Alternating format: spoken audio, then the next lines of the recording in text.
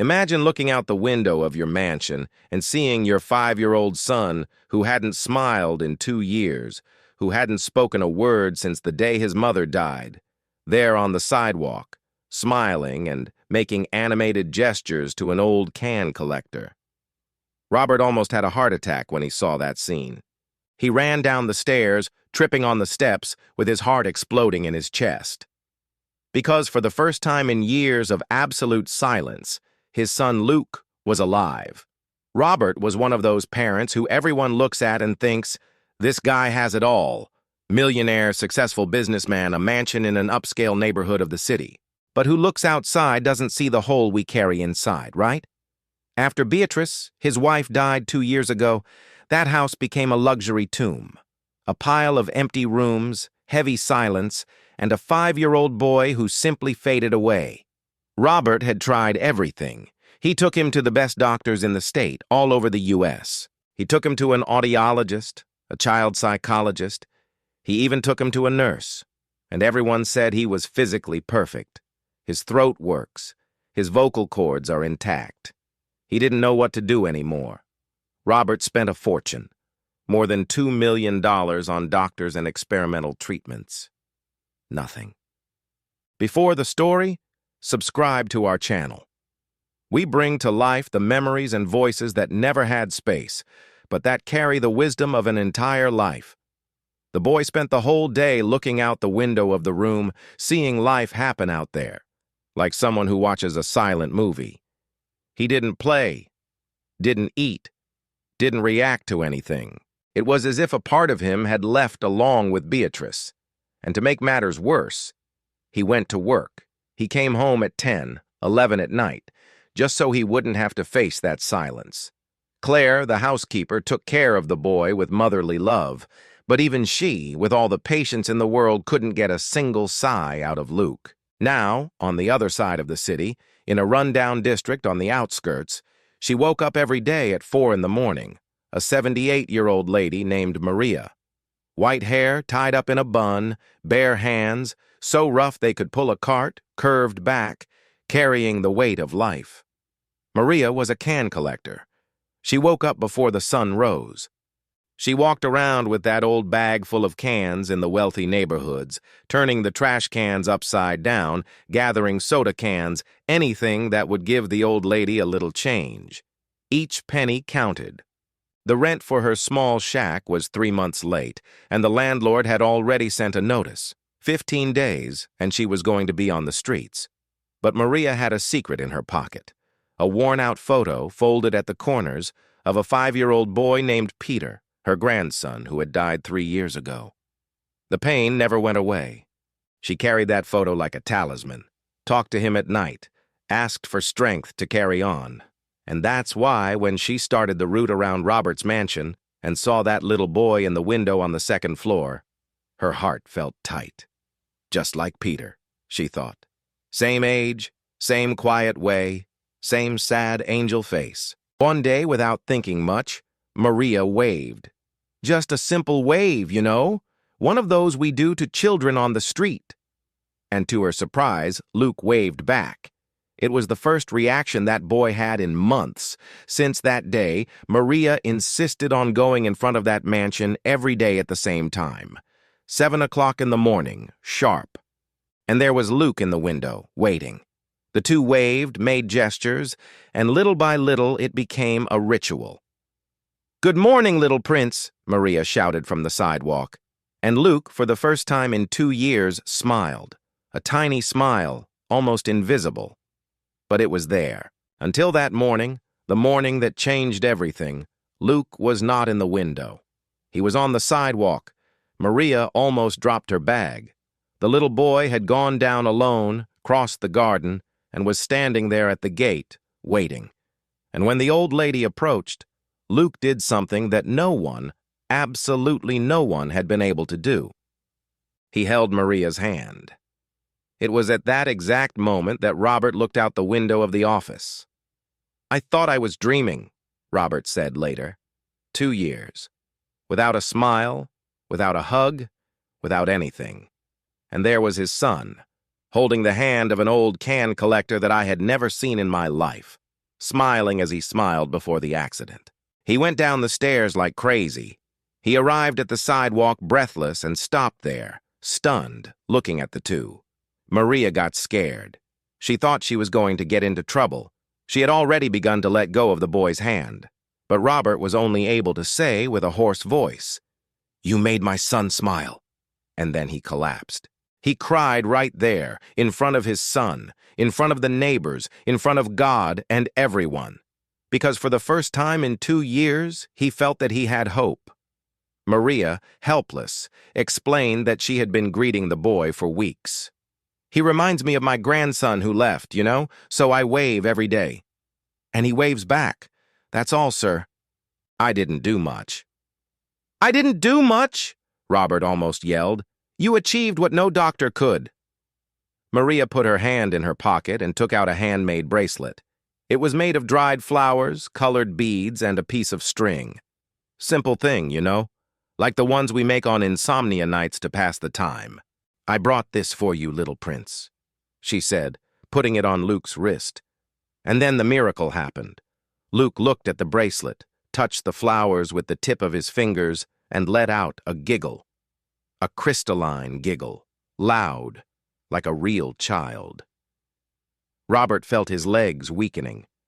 Claire, who had come running after him, held the door handle so as not to fall. That sound they thought they would never hear again, filled the whole street. It was as if someone had turned on the light again. Robert said later, wiping his tears. "My son came back. He came back." Robert practically dragged Maria into the house. He told Claire to make coffee, cake, juice, everything she had. And there, sitting in the living room of that mansion, the millionaire and the collector lady, they talked for real. Maria told about Peter, how happy the boy was, how much he loved making bracelets, and said, "Pain never goes away." Robert told of Beatrice's death and said that Luke locked that inside him and wouldn't let it go. It's as if he was afraid to feel anything because feeling hurts. And there, at that moment, two completely different worlds met, the rich and the poor, the boss and the collector, united by the same pain, the loss of someone they loved. Luke, in the middle of the two, played with the bracelet and smiled. "Can you come back tomorrow?" Robert asked, almost begging. "Please, just to have a coffee, to talk to Luke. He likes you." Maria was speechless. "Sir, I have to work. I can't stay at the rich man's house to have coffee." "I'll pay for your day," he said too fast. She frowned. "I don't want charity." "It's not charity," Robert insisted. "It's a desperate father's request. Please." Maria looked at Luke, who was holding her skirt forcefully, and sighed. "Okay, I'll be back tomorrow, but don't treat me like a maid, okay? I'm not anyone's maid." Deal. And so began the most improbable thing you can imagine. Every day, at 7 in the morning, Maria knocked on the door of that mansion.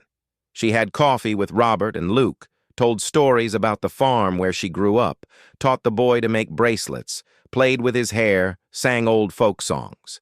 And Luke began to react. He didn't speak yet, but made sounds. He sighed when Maria arrived, jumped with joy when he got a flower. He pointed to the garden, asking to play there. "He's moving," Robert said to Claire, excited. "Slowly, but he's moving. I'm seeing my son come back, Claire. Little by little, but he's coming back." One day, Maria noticed in the garden of the mansion tall grass, dried flowers, all abandoned. "Can I take care of this?" she asked. Robert almost laughed. "You can do whatever you want, Maria. You've already done a miracle with my son. Imagine with some plants." And there were the two of them, hands on the ground. Maria teaching Luke to plant, water, pull weeds. The boy loved it. He put his hand on the ground, dirtied his clothes, laughed when the hose sprayed water on him. "Look, little prince," Maria said. "See this little seed here? It's sleeping. But if we take care of it, it'll wake up and become a beautiful flower, like you. You're just sleeping inside, but soon you'll wake up again." And Robert watched everything from that window with his heart tight. because he was the father, but he hadn't achieved what that poor old woman had achieved in days. And that hurt. It hurt and relieved at the same time. "I'm his father, and I can't get close," he confessed to Claire one night. "But at least someone can. At least he's getting better. That's what matters, right?" But then Robert made the classic mistake of the wealthy. He thought money would solve everything. "Maria, I want to make you a proposal," he said one day, full of himself. "I'll pay you a fixed salary, $5,000 a month, for you to take care of the garden and keep Luke company. It's more than you earn collecting cans, for sure." He thought she would jump with joy. But Maria's face closed. "I don't want to." Robert blinked, confused. "What do you mean you don't want to? It's a great salary." "I'm not an employee, sir. I already said that.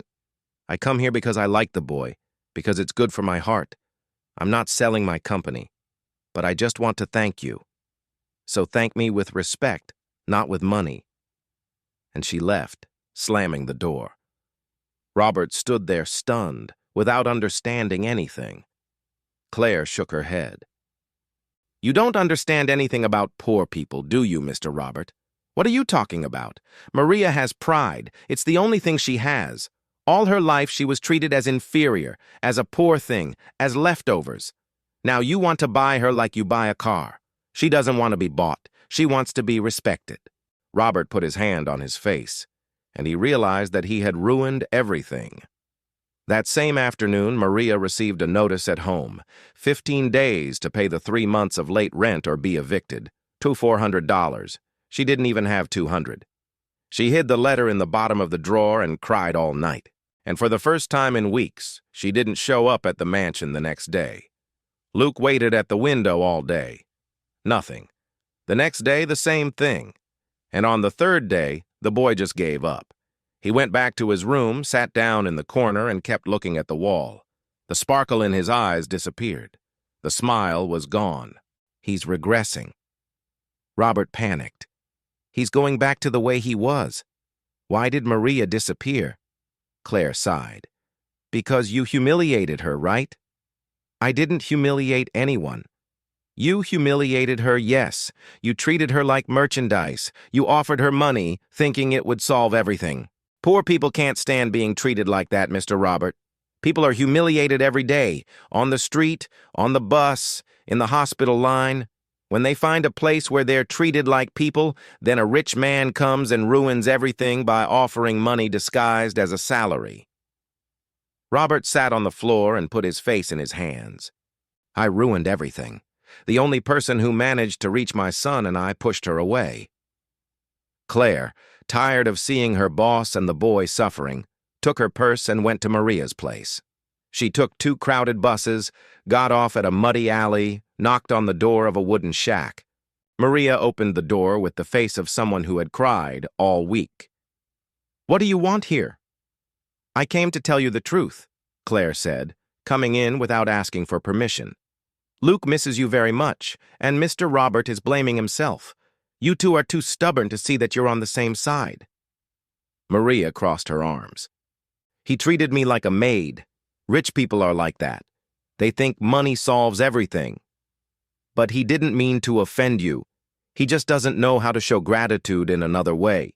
He learned his whole life that money buys things. He doesn't realize that there are things that have no price. And I'm going back there to be treated again like a maid? No. You're going back because a 5-year-old boy needs you, and because you also need him. I see, Maria, you're alive again with Luke. Don't throw that away because of pride." Maria sat in the old chair and cried. "I have 15 days to get out of here, Claire. I owe 3 months. I have nowhere to go." "I know. And Mr. Robert also knows." The next day, the one who knocked on Maria's door was Robert himself. She opened the door and almost had a heart attack. The millionaire there, in the middle of the slums, with his dress shoes stuck in the mud, out of breath, the face of someone who hadn't slept. "Maria, I came to apologize." She was silent, holding the door. Robert went on. "I was arrogant. I thought I could buy your friendship like I buy everything in my life. But I'm learning that there are things that have no price. And one of them is what you did for my son. He knelt right there at the door of the shack. I'm asking you on my knees, not as a boss, but as a father. Come back to us. Not for the money, but because Luke needs you. And I need it too. I need to learn from you how to take care of my own son. Maria wiped her eyes. Did you pay my late rent? Robert looked like he didn't care. I paid. But it wasn't to buy you. It was because I can't stand to see good people suffering when I can help. Accept it as a gift from a friend, not from a boss. From a friend. Silence. Okay, she finally said, but on one condition. I'm not an employee. I'm a friend of the family. Deal? Deal, said Robert. When Luke saw Maria entering the garden that morning, he ran like a rocket. He jumped on the old lady's lap, hugged her tightly, and said his first word in years. Grandma. That was it. One word. Twisted, thin, almost a whisper, but it was the first word Luke said in 2 years. Robert, Claire, and Maria cried. And Luke, without understanding very well, laughed, because he knew he was safe. That with that old lady there, nothing bad was going to happen. He called me Grandma, Maria whispered. He called me Grandma, Robert. Because that's what you are to him now, he replied, excited. You are the grandma he didn't have. Robert made an appointment with Dr. Helen, the most expensive and most renowned psychologist in the city. But this time, he took Maria with him. The doctor watched the two playing in the office for an hour, and in the end, she called Robert to talk. Mr. Robert, Luke's blockage happened because he associated the adult and family world with loss. Everyone he loved inside that nucleus, you, the mother, the maternal grandmother, represented pain. He shut himself so as not to feel it again. And Maria is outside that nucleus. She has no expectation, no pressure, no history of pain with Luke. She is safe, and it was through this security that the boy allowed himself to feel again. Robert understood everything. So I have to rebuild my son's trust in me. Exactly. And Maria will be the bridge. The three of you together in therapy. Let's take it slow, but it will work. And it did. Over the months, Luke was getting better. First, only loose words. Grandma, Dad, hunger, water, then short sentences. Grandma, let's plant. Dad, come see. And finally, on a sunny afternoon, 6 months after the first meeting, he said, I love you, Dad. Robert collapsed, hugged his son, and cried until he could no longer. My love, you don't know how much I missed you, how much I love you, how happy I am that you came back. I never left, Dad, I was just afraid, said the boy. Afraid of what, my love? Afraid of you disappearing like Mom. That broke his heart, but it also healed, because now he understood and now he knew how to take care of his real son. If you're enjoying this story, subscribe to the channel and come get excited with this beautiful ending. Luke, now 6 years old, speaks normally, goes to school, has friends, draws, plays, laughs loudly. He's a real child. Maria lives in a comfortable little house next to the mansion. A gift from Robert, accepted with dignity. She takes care of the garden, which is now famous in the neighborhood. It has a sign at the entrance, Peter and Beatrice Garden, where life starts again.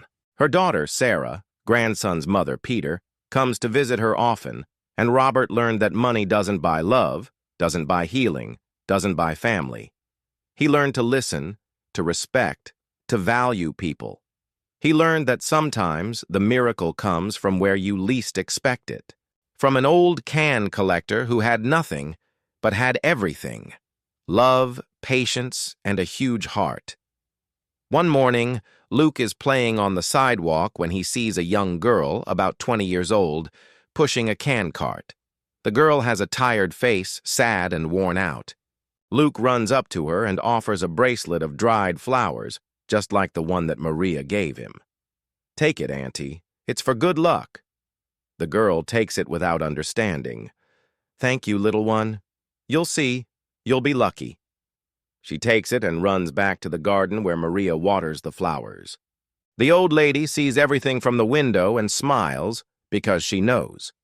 She knows that love is a cycle, that we receive, multiply, and move forward, and that sometimes the greatest miracle in life costs nothing, just a sign, a smile, and a bracelet of dried flowers. So, did you like this story?